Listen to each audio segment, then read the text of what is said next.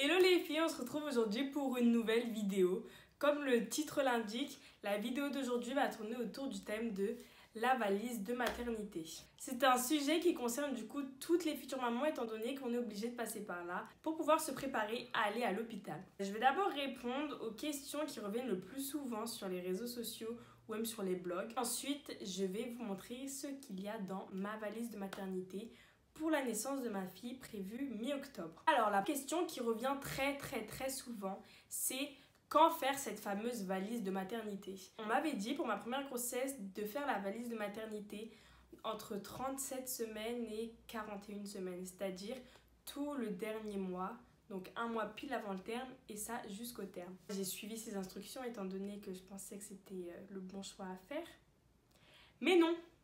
J'ai accouché à 36 plus 4 jours. Le jour de mes contractions, je n'avais aucune valise de préparée. Zéro valise de prête. Donc, qui c'est qui s'est retrouvé à faire sa valise de maternité entre 2-3 contractions? C'était Bibi. Oui, c'était moi. Donc, aujourd'hui, je suis là pour que tu ne fasses pas la même erreur que moi. Alors, quand la faire cette fameuse valise? Je conseille de la faire entre la 33e semaine et la 37e semaine, durant le 7e mois. Parce que tout simplement, à partir de 37 semaines, bébé peut arriver n'importe quand. Et ensuite, on est plus rassuré une fois que cette valise est faite. Parce que vraiment, oublier 2-3 trucs par-ci, oublier 2-3 trucs par-là, c'est vraiment contraignant. Combien de temps va durer le séjour à l'hôpital? Ça peut être 2 jours comme ça peut être une semaine. Ça dépend en fait de l'accouchement par voie basse, accouchement par césarienne, le suivi derrière, une hémorragie ou non, etc. D'ailleurs, je vais aborder tous ces thèmes de la grossesse dans une vidéo que je publierai plus tard sur ma chaîne. Alors, la durée. Donc, fixez-vous 4 jours. Dites-vous qu'au pire, si vous avez mis trop de vêtements, quand vous rentrerez à la maison, vous n'aurez pas de grosse machine à laver à faire tourner. Si vous n'avez pas prévu assez de vêtements, c'est-à-dire si vous restez une semaine à l'hôpital, votre famille pourront vous ramener 1 ou 2 tenues. C'est rien, contrairement à une valise de maternité pour une durée de 2 jours. Quel volume prendre? Un sac, 2 sacs, une valise, 2 valises. Selon mon opinion, il faudrait une valise et un grand sac à langer ou un petit sac de voyage. Je vous montrerai ça dans la vidéo tout à l'heure. Moi, pour ma première grossesse, j'avais pris la plus petite des valises et un petit sac à langer. Je vais vous le montrer. Du coup, nous voilà avec la valise et le sac. Alors, la valise, c'est un petit format.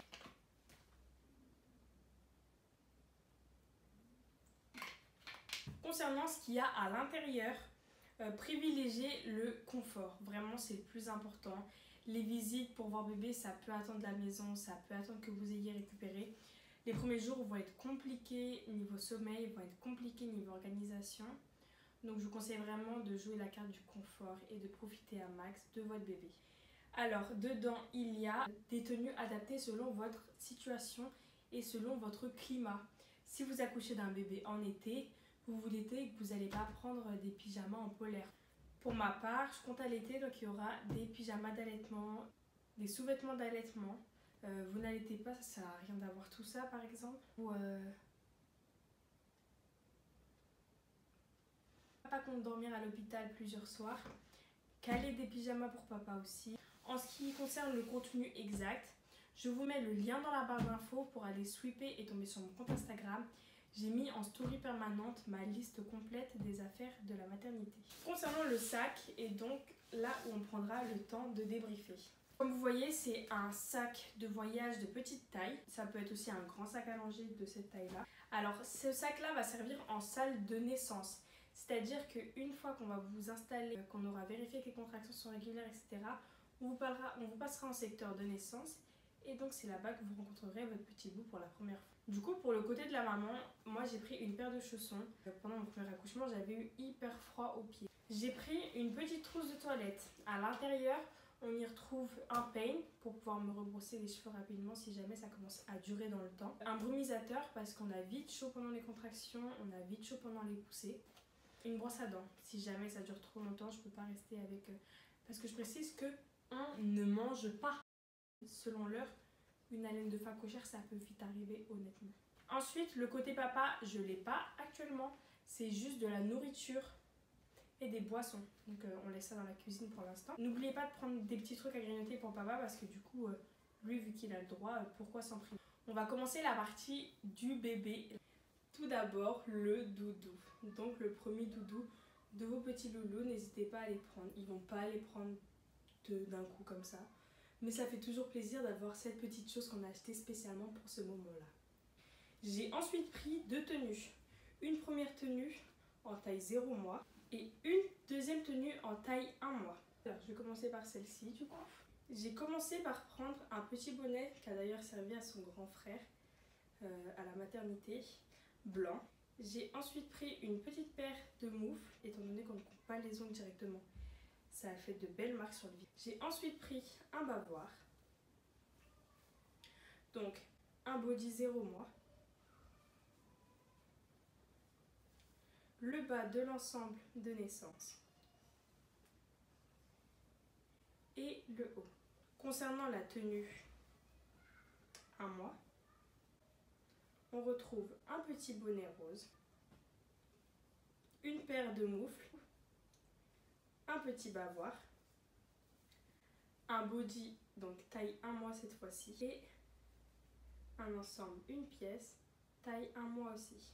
La taille des vêtements qu'on prend pour bébé dépend en fait de l'estimation du poids à l'échographie du 3e trimestre. Pour ma part, comme pour mon fils, elle est estimée à plus de 4 kg à terme. Donc j'ai pris une tenue 1 mois au cas où j'arriverai à terme. Si jamais je n'arrive pas à terme, étant donné mon parcours déjà de ma grossesse, ma menace d'accouchement prématuré, dites-moi si ça vous intéresse que je publie la story time concernant ma menace d'accouchement prématuré qui s'est miraculeusement soignée entre guillemets. Et donc si jamais je ne vais pas à terme pour elle, elle risque de faire aux alentours de 3 kg comme son frère à la naissance. Et donc une petite tenue 0 mois c'est toujours utile parce que ça sera bien à sa taille, elle sera bien dedans, etc. Au fond du sac, on trouve une gigoteuse. Donc c'est une gigoteuse assez simple mais toute petite. Cette gigoteuse, je l'utiliserai uniquement pendant une semaine, grand maximum quoi. Le genre d'achat qu'on fait juste parce que c'est mignon et qu'on n'utilise plus du tout après. Je mets donc l'intégralité de mes listes de préparation dans mes stories permanentes Instagram. N'hésitez pas à aller en barre d'infos et trouver le lien de ces stories directes. Restez jusqu'à la fin de la vidéo, il y a encore une petite surprise pour les papas. Avant de vous laisser dans cette vidéo, je voudrais parler de la boîte au papa. C'est pas forcément énormément connu, je connaissais pas ça pour ma première grossesse et je trouve ça vachement intéressant. C'est un système qui consiste à prendre une boîte, c'est-à-dire peu importe le gabarit, boîte à chaussures, boîte de rangement, boîte plastique, etc. et la remplir de petites surprises, de petits cadeaux pour le papa. Au final, c'est vraiment important pour tout type de papa, aussi bien le jeune papa qui vient de rentrer dans la fatigue des débuts, dans les premiers moments avec bébé, de pouvoir se retrouver un petit moment à lui, où il ouvrira 2-3 petites surprises, où il prendra un temps calme que pour lui. C'est aussi valable pour le papa expérimenté, 2e, 3e, 4e enfant, parce qu'arrivé un moment, il va devoir rentrer à la maison, laisser maman et bébé à l'hôpital et s'occuper des plus grands. Donc il sera bien content d'avoir 2-3 petits cadeaux à trouver à la maison à son retour.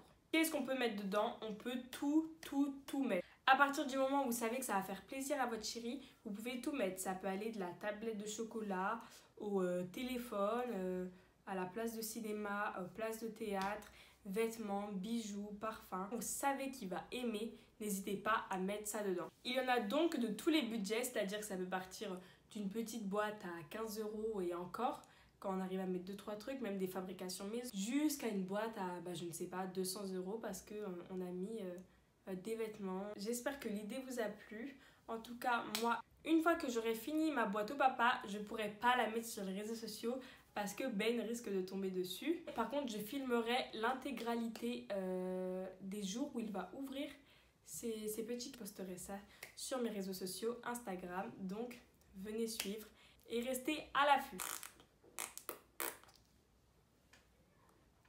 J'espère que ma vidéo vous a plu. N'oubliez pas de venir me suivre sur mes réseaux sociaux, Instagram et Snapchat. N'oubliez pas de laisser des petits pouces et des commentaires. Je vous fais de gros bisous et je vous dis à bientôt.